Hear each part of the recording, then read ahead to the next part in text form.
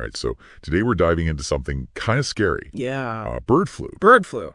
But not like your typical Oh, bird yeah. flu like we see in the news. Yeah. Like chickens. Right. This is hitting big cats, Yeah. lions and tigers and cougars It's at this sanctuary pretty scary stuff. in Washington State. Yeah. And Yeah, it really highlights how like interconnected things are. right? You think about viruses, you think like, oh, bird flu or human flu. Yeah, they're separate. Yeah, they're separate, but this really shows that they aren't, Yeah, it's kind of terrifying. Yeah. And this article we're looking at, it's heartbreaking. It's sad. The Wild Felid Advocacy Center of Washington. Yeah. They lost 20 big cats in just a few weeks.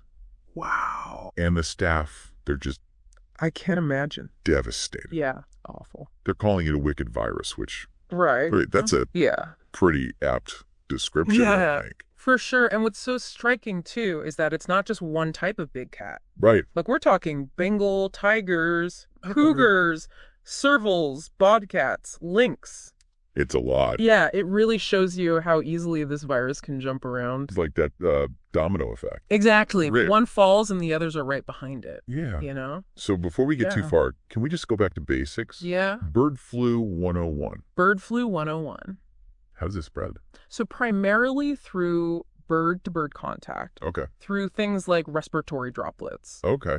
So think of it like the common cold. Got it. But here's where it gets really interesting. Okay. Mammals can get infected by ingesting infected birds Oh, wow. or their droppings. Okay. That's where the trouble starts. Yeah, so that makes sense in the context of the sanctuary. Right. Right. These cats were exposed through their food Right. or just contact with birds in the area. Makes sense. But what's alarming is that we're also seeing it spread to mammals right outside of the sanctuary. Right. So cattle and poultry in the U.S. are being hit hard. And we're seeing it in people, too. Yeah, which is what has everyone on edge.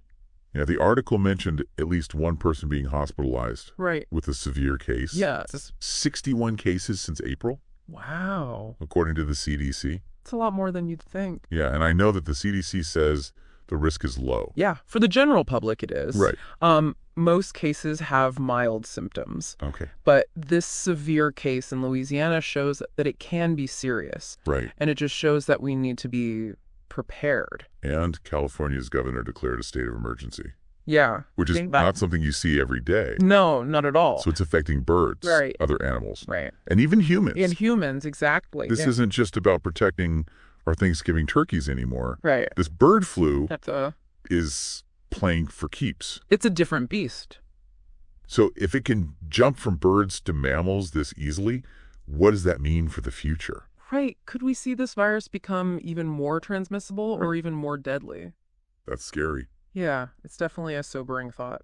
We've seen bird flu outbreaks before, Yeah. but what makes this one different?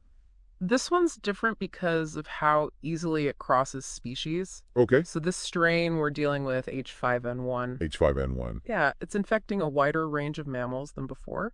Yep. And it's because of how it binds to receptors Oh. in the respiratory tracts. Interesting. So yeah, it's not just about birds anymore. It's a much bigger problem. It's a global health issue. Yeah. And it really shows how connected we all are. Exactly. Humans, animals, and the environment. One impacts us all.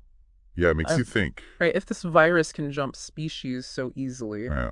what else could it do? Yeah. What other consequences are out there? It's something to think about, especially as we keep encroaching on wildlife and Right. messing with these ecosystems. Yeah, it's definitely something to keep an eye on.